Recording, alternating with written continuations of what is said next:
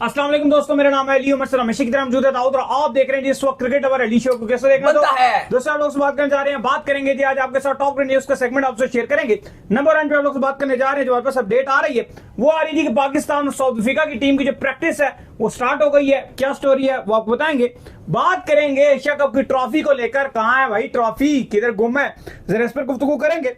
PSL में 2 new teams की entry होने जा रही है, वो कौन सी 2 न्यू टीम्स होंगी वो आपको बताएंगे। वर्ल्ड कप के हवाले से अपडेट आ रही है इंडिया वर्सेस पाकिस्तान को लेकर, वो क्या अपडेट है वो आप लोग से शेयर करेंगे। रावलपिंडी का जो स्टेडियम है इसका नाम हो सकता है तब्दील, ये क्या स्टोरी है वो भी आपको बताएंगे। और बात करेंगे आज इंडिया और ऑस्ट्रेलिया के दरमियान मैच भी था, जो कि कोहली और रोहित शर्मा का आखिरी मैच हो सकता है ओडीआई में, इस पर ही बात करेंगे। तो अगर आप हमारे चैनल पर पहली बार आए चैनल को अभी सब्सक्राइब करें और साथ एक लाइक हो जाना। बात का आगाज करते हैं नंबर 1 खबर के साथ, हमारे पास आ रही है। तो इस वक्त जो नंबर 1 खबर आ रही है वो यही आ रही है कि पाकिस्तान टीम जो है वो अपने प्रैक्टिस सेशन का उन्होंने आगाज कर दिया है। पिंडी के स्टेडियम में जो है पाकिस्तान प्रैक्टिस कर रही है, साउथ अफ्रीका की टीम भी मौजूद है। क्या लग रहा है दाऊद साहब, ये जो ड्यू वाला चक्कर है इसको कैसे मैनेज करेंगे? देखिए, आज पाकिस्तान टीम का प्रैक्टिस सेशन था, शाम को 6 बजे शुरू और 1.5 घंटे का प्रैक्टिस सेशन था जो रावलपिंडी में पाकिस्तान टीम ने किया गया। काफी जबरदस्त किस्म का पहला क्योंकि ट्रेनिंग सेशन था। आज अपडेट भी दी पाकिस्तान क्रिकेट बोर्ड ने कि उस्मान तारिक ने इस प्रैक्टिस सेशन में शिरकत नहीं की, वो 2 दिन के बाद जो है वो टीम को ज्वाइन कर लेंगे। लेकिन बाकी जितने भी खिलाड़ी थे वो सब इस ट्रेनिंग सेशन में शिरकत की, फील्डिंग की प्रैक्टिस की, बैटिंग की प्रैक्टिस की। लगभग अगर आप देखो तो क्योंकि कोच माइक हैसन भी है, सलमान अली आगा भी हैं, काफी सारी तब्दीलियां भी हुई हैं। जो आपका पिछले एशिया कप का स्क्वाड था, बाबर आजम आ चुके हैं, नसीम शाह आ गए हैं, कुछ तब्दीलियां भी की जा रही हैं। नई ओपनिंग जोड़ी देखने को मिलेगी हमें पहले T20 में पाकिस्तान साउथ अफ्रीका के। और आज भी हमने देखा कि हमें झलक नजर आई कि बाबर आजम के साथ साहिबजादा फरहान हमें करीब करीब नजर आए, दोनों ने प्रैक्टिस सेशंस भी किए। और ऐसा ही लग रहा है कि जो पाकिस्तान अपनी नई ओपनिंग जोड़ी उतारने के लिए तैयार है, उसमें फरहान के साथ बाबर आजम आएंगे। क्योंकि साइम का भी नाम चल रहा था कि उनको कहां पे खिलाया जाएगा, लेकिन कहा जा रहा है कि अगर साइम अयूब को मौका मिला तो उनको नंबर 3 पे खिलाया जाएगा। अलबत्ता ओपनिंग बाबर आजम और फरहान ही करेंगे। और जहां तक ड्यू की बात है, ऑब्वियसली रावलपिंडी में ड्यू, इस्लामाबाद में ड्यू बहुत ज्यादा है। रात हमारे रेगुलर नाइट मैचेस हो रहे हैं और हर ग्राउंड के अंदर ना हम कपड़ा लेकर जाते हैं बॉल को सुखाने, क्योंकि अभी आपके पाकिस्तान क्रिकेट बोर्ड ने यह बात की थी कि हम जो पिचेस है वो स्पिन फ्रेंडली बनाने की कोशिश करेंगे। लेकिन हमें पता है कि अगर ड्यू आ जाता है तो बिल्कुल भी आप जितनी मर्जी स्पिनर्स को कंडीशंस दे दो, स्पिनर्स को हेल्प नहीं मिलता, क्योंकि बॉल जब गीला हो जाता है तो ग्रिप करने में बड़ा मुश्किल हो जाता है। और सिचुएशन इस टाइम ऐसी ही नजर आ रही है कि बेशक आप स्पिन विकेट बनाने की पूरी तरीके से कोशिश जरूर कर रहे हो, लेकिन जो कंडीशन है वो फ्लैट रहेंगी क्योंकि ड्यू रहेगा। और जिस तरह टाइम गुजरेगा, जो अब आपकी सेकंड टीम बारी करेगी तो ड्यू की तादाद बहुत ज्यादा हो जाएगी। इवन इस टाइम भी ड्यू है, लेकिन अगर आप 9 बजे के बाद अगर आप देखोगे तो वो ड्यू डबल से भी डबल हो जाएगी। तो बिल्कुल आई थिंक जो टीम टॉस जीतेगी वो स्ट्रेट अवे बॉलिंग के लिए जाएगी ताकि चेस करें, और उस टाइम बाद में जो टीम बॉलिंग कर रही होगी उसके लिए मुश्किल बनेगी। खैर, इसके बाद जो अपडेट आ रही है वो आ रही है एशिया कप के ट्रॉफी के हवाले से। जो अपडेट आ रही है कि एशिया कप की जो ट्रॉफी है उसको खबरें इंडियन मीडिया ये रिपोर्ट कर रहा है कि जो चेयरमैन मोहसिन नकवी है उन्होंने एशियन क्रिकेट काउंसिल के जो दफ्तर है वहां से निकाल दी है और निकाल कर उसको जो है वो अबू धाबी में किसी अननाउन लोकेशन के ऊपर जो है वो लॉक कर दिया गया, पहुंचा दिया गया।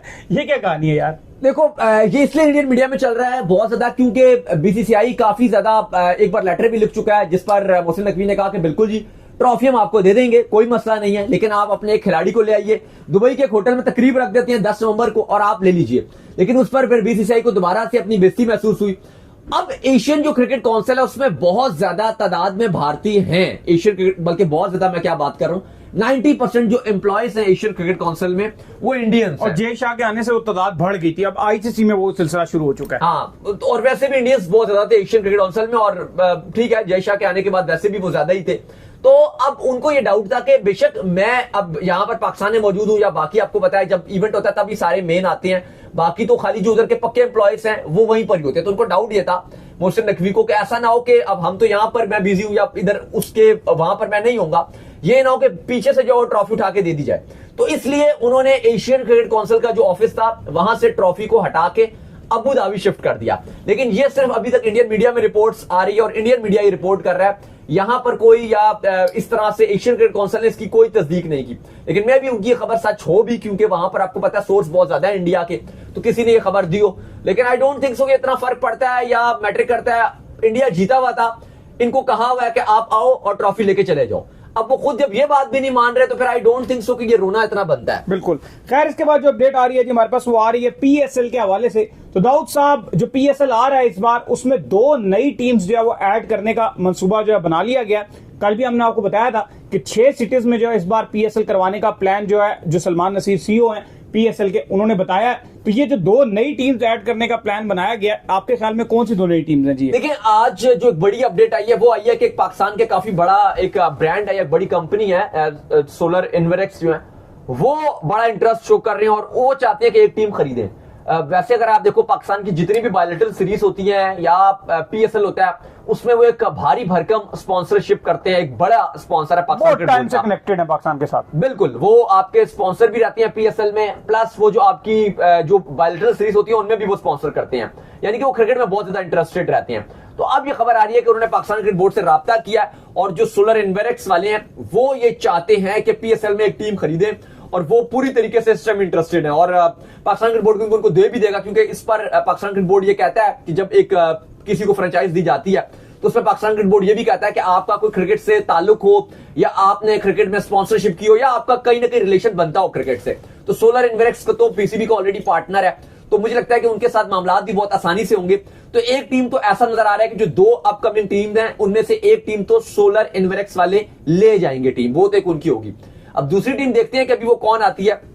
लेकिन अब जो सिटीज की बात कर रहे हैं, अब जो कंपनी एक्वायर करेगा या बिड हासिल कर लेगा जो पीसीबी की एक होगी और जो जीत जाएगा राइट, कहीं ना कहीं उसके पास ये चांस होगा कि वो सिटी अपनी मर्जी का चूज कर सके। हाँ, पीसीबी शॉर्टलिस्ट जरूर करेगा, कुछ शहर बताएगा कि यार ये 6, 7, 8 शहर हैं, उसमें से सिंध के भी 3-4 शहर हैं, आपके पंजाब के भी शहर हैं, आपके बाकी भी जो सूबे हैं, केपीके हो गया, बलूचिस्तान हो गया, वहां से भी एक आध सिटी होगा। लेकिन जो ज्यादातर उम्मीद नजर आ रही है वो यही कि पंजाब के सिटीज ही 2 रखे जाएंगे। फैसलाबाद भी है, सियालकोट भी है, वहां से केपीके से भी कुछ शॉर्टलिस्ट किए गए हैं। लेकिन जो उम्मीद नजर आ रही है वो यही नजर आ रही है कि मे बी फैसलाबाद या सियालकोट में से शायद कोई एक आ जाए टीम। लेकिन बाकी जो इन्वेरेक्स वाले होंगे, जैसे अगर ये राइट्स जीत जाते हैं तो इनके पास चांस होगा कि ये जो इनको पीसीबी 8-10 सिटीज देगा उनमें से चूज कर सकेंगे। सेम अप्लाई होगा, जो दूसरी भी टीम खरीदेगा उसके पास भी ऑप्शन रहेगा।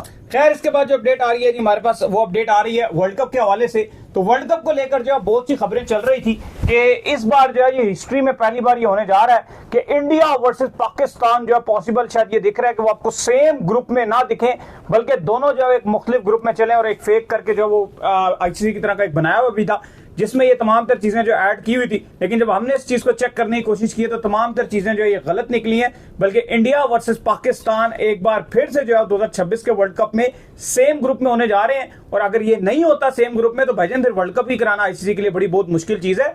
जहां एशियन क्रिकेट काउंसिल जो है वो आप कह लेंगे लाखों का मेला लूट के चला गया, तो वहां पर जो जिसने ये बुनियाद रखी आईसीसी ने वो क्यों नहीं लूटेगा। तो India versus Pakistan same group में होंगे भाई। देखो, आईसीसी ने तो ये ऑलरेडी बताया हुआ है कि जो T20 वर्ल्ड कप 2026 का शेड्यूल है जो भारत और श्रीलंका में है, वो आपका उसका जो शेड्यूल और तारीखें और जो ग्रुप्स हैं वो वुमेन्स वर्ल्ड कप के बाद अनाउंस करने हैं।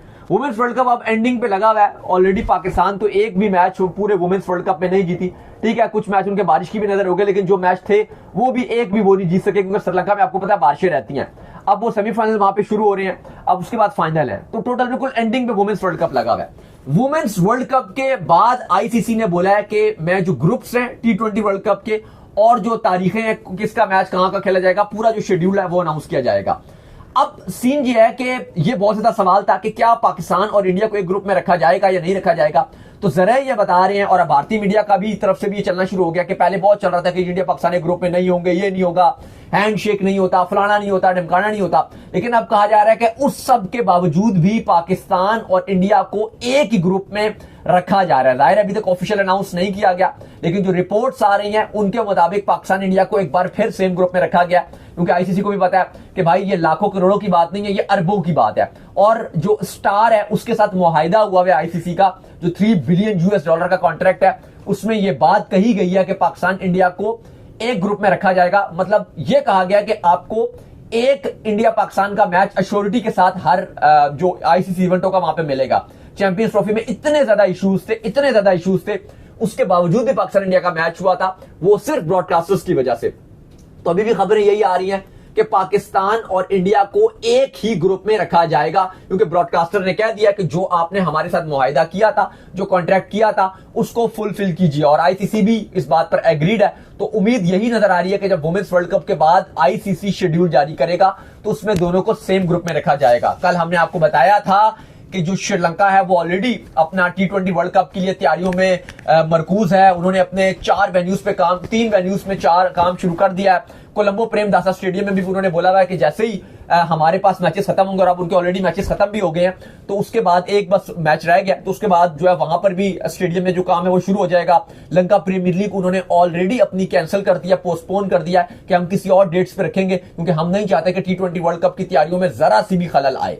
खैर, इसके बाद जो अपडेट आ रही है जी हमारे पास वो आ रही है रावलपिंडी के हवाले से।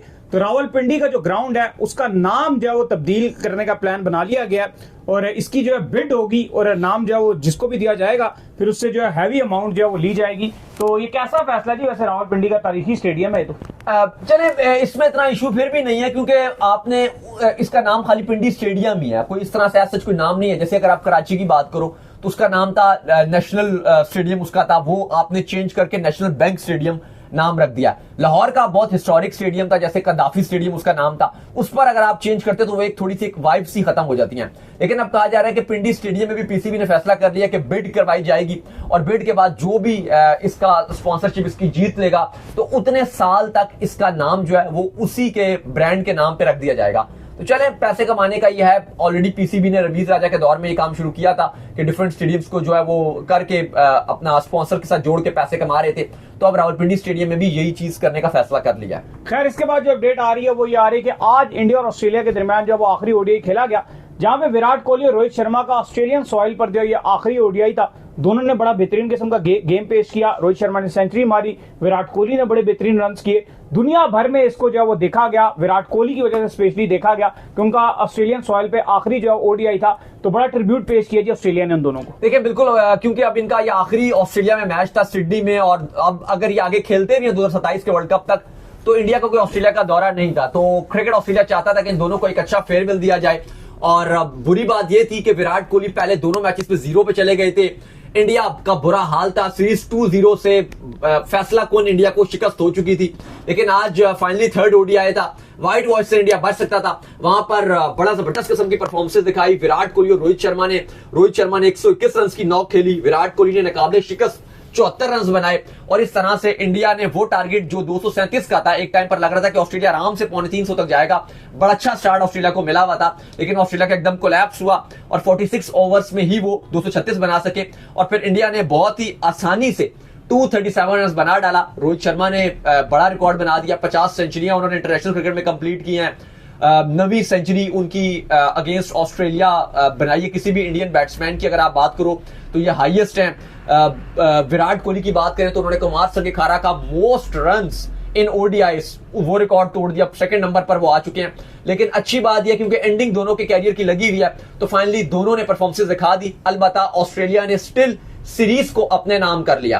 काफी ज्यादा वहां पे वो गौतम गंभीर का ने अपनी पॉलिटिक्स चलाई हुई थी, वो शुभमन गिल हैं, कुछ उनसे परफॉर्मेंसेस नहीं होती। कप्तान बने हैं, जितवा तो पाते नहीं, उनसे बस एक ही काम होता है शुभमन गिल से अगर आपने करवाना है, वो ये है कि मैच के बाद, पाकिस्तान इंडिया के मैच के बाद बस उनसे ट्वीट करवा लो और इंस्टाग्राम से उनसे पोस्ट करवा लो। लेकिन अच्छा आज परफॉर्म किया विराट कोहली और रोहित शर्मा, और दोनों ने अच्छे तरीके से अपने फैंस को एंडिंग किया। तो उम्मीद करते हैं आज का हमारा शो आपका वीडियो को लाइक कीजिए, हमारे चैनल को सब्सक्राइब कीजिए, साथ ही बेल आइकन को बजाइए। एक और काम कर लीजिए, वे कर लीजिए, इंस्टाग्राम पर जाइए, फॉलो इंस्टाग्राम पे मुझे फॉलो कर लीजिए, वहां पे मैं मौजूद हूं दाऊद क्रिकेट के नेम से। अगर आपको कोई सवाल हो तो भेजिएगा और इनको भी फॉलो कीजिए। मैं मौजूद क्रिकेट लवर अली ऑफिशियल के नाम से लिंक डिस्क्रिप्शन में मौजूद है। आप सुनते हैं नेक्स्ट वीडियो में। अल्लाह हाफिज़, बाय बाय।